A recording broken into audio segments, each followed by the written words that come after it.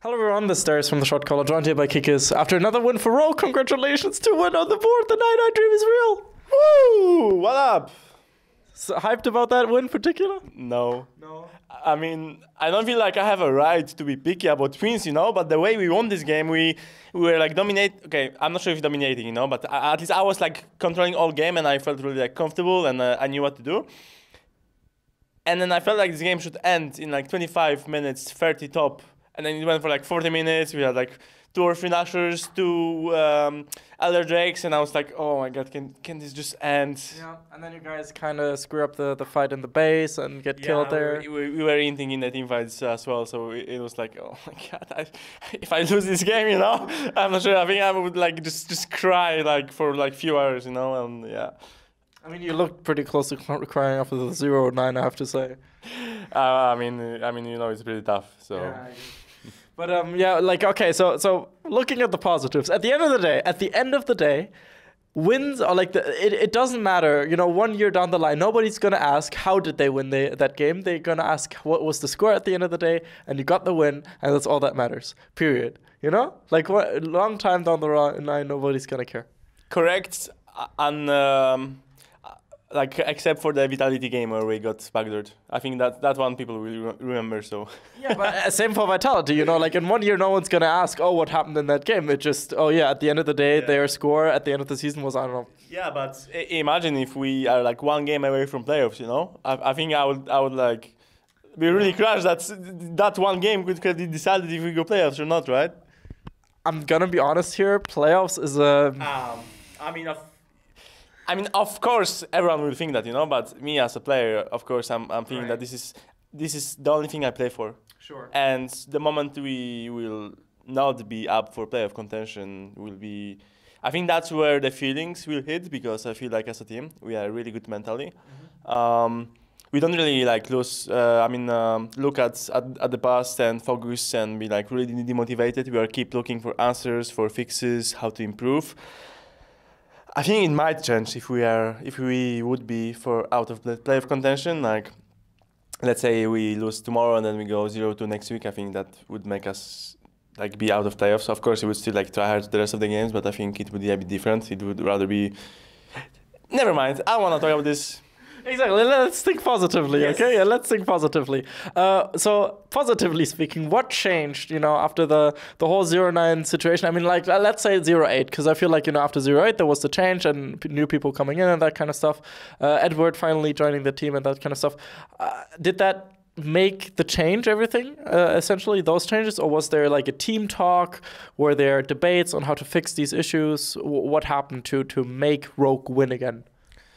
It's both. Of course, especially when you're losing, you have team talks every week, and they weren't really like, we knew what our problems are, and we were trying to work on them, and I think it would be possible to fix them with time, but you don't really have time when you're 0-8, right? So, like our coaching staff decided to bring 2 new players in from our academy. To shake things up, and it looks like this mix of players works better than the other one. It's really not that like either Wadit or Profit like they were like struggling or something. It just sometimes as a 5 how you work as a team. And then of course Edward came last week to help us out, and he's bringing another perspective. We are talking about more about everything, about like bot lane matchups as well, since he's a support player, and yeah, it seems to be running better. We will see how much better if we can win against like top teams, because we won against Misfits that is really struggling, and they're basically on a losing streak, inting their games, and we won against Excel. That's, I don't really have a right to say anything, because we are not a strong team either, but they're not the top of the table. Yeah. So if we are up against top of the table, then our games might look different, but we still have time. I do think we're gonna go 2-0 this week.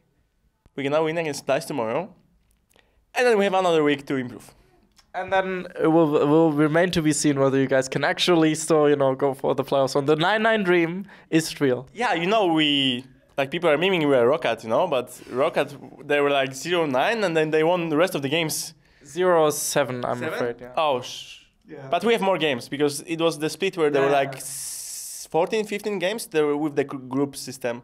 Yeah, so it was so there were like 7 and there were like 7. There were 7-7 and I think, and then they had to play a tiebreaker against Fnatic and then they lost the tiebreaker. Games. So now it doesn't matter because we have more games to catch up. Yeah, that's true. Hey, can we talk about something else than like losing, or like ask me about like if I have a dog? No, I don't have a dog. Do you have a cat? No, I prefer dogs. What kind of dogs? I don't know, like, I think, like some people, like, or girls, like, will probably hate me, but, I don't like the small dogs so much. You're the same as Odoam, though. Yeah, but they're like little pets, like, just running around, like, screaming. Okay, of course, so, like, they can be cute, you know, but I would prefer, like, a huge dog that I can go on a run with, when I have a vacation, go to a, like, village and, like, run around for, like, 1 hour, and then, he's so fluffy, and, like... Yeah, I think it's like much nicer. I'll show you some dogs after the interview. There's some amazing dogs. Samoyeds, they're called. They're like big and white, fluffy. They're like all white fur. And the foot like goes like like really fluffy. Yeah. Like but even from here. Not extremely, not like a sheep or anything, but they are really fluffy and they are like super energetic and that kind of stuff. They are the cutest dogs. I can show you after. But okay, I mean, I tried to make it positive, and then I asked you about changes, and then it kind of comes back. You know. Okay, let's talk about the Ultra Liga team. Oh, that one lost now as well. No, just kidding. But they're doing really well. Are you excited? Or like, is there in scrims? I'm wondering, are there like sometimes changes? You know, do you sometimes play with, for example, Larson? Do you sometimes play with Woolite? Are there like any rotations there? And have you had any experiences with those players? For now, the only player we are rotating is Super Troll, Vanner and Wadid. Wadid is like still playing some scrims. It's not like he fully disappeared.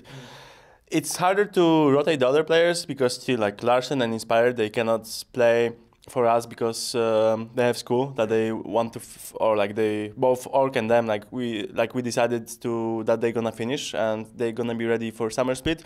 To like swap up or like do changes or something if something is not working. So that's gonna be for summer split to bring all the players to Berlin and then work like as a 10-man roster more properly. Right now, it's kind of isolated, you know, because like for example, Wadid cannot even play for the Polish league because there's a rule that there's like three Polish people. Or 3 Polish residents. Important distinction. Okay. Okay, then the residents, you know. So yeah, that's how it is right now.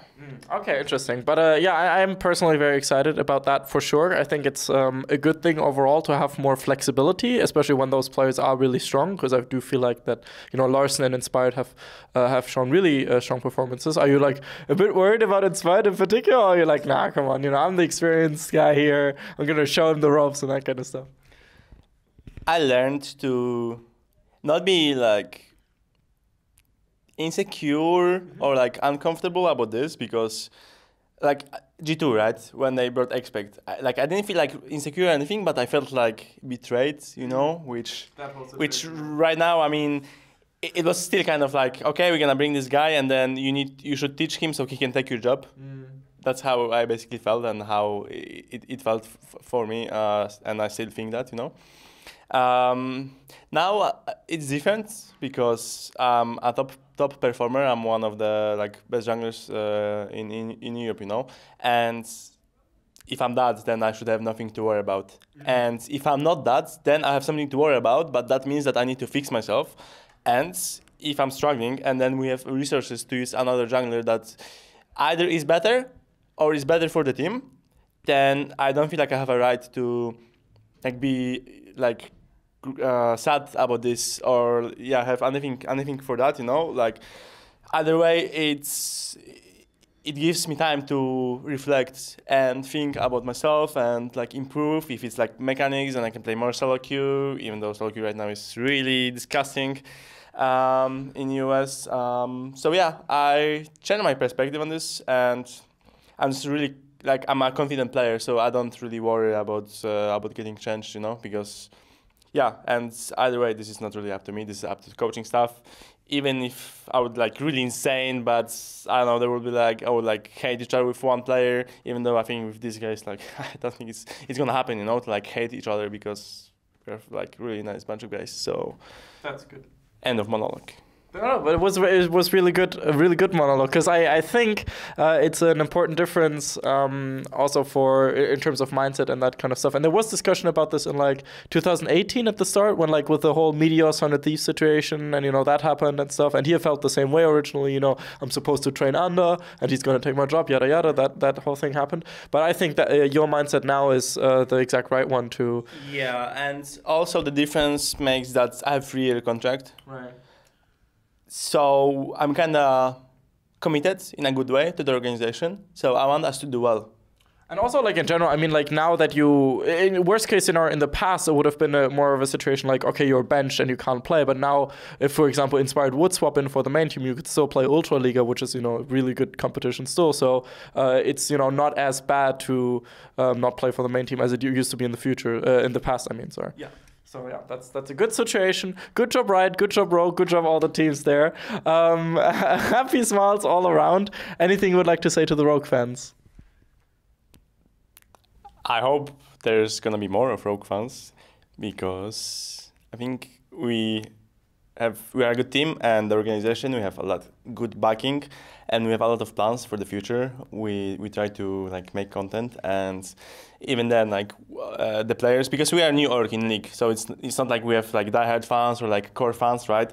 The players brought fans with them, and I see like more people like supporting us, and it's a long-term thing that we plan to build the fan base, like the core fan base, like Rogue fans in league, because there's franchising and there's a lot of time for that.